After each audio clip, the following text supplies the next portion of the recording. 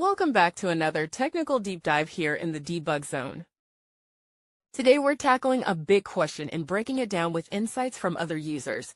Hopefully this clears up some misconceptions and helps you get the answer you need.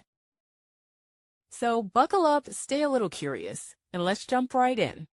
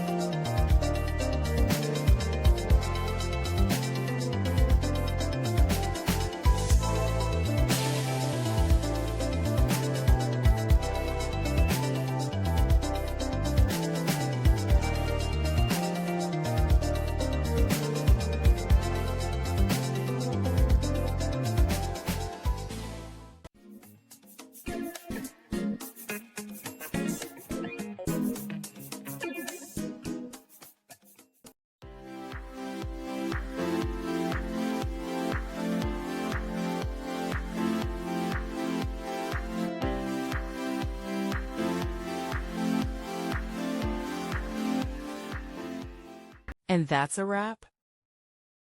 I hope you found the answer you were looking for. If you did, take a second to hit that subscribe button. It really helps out. And let me know in the comments which solution worked best for you. See you next time in the debug zone.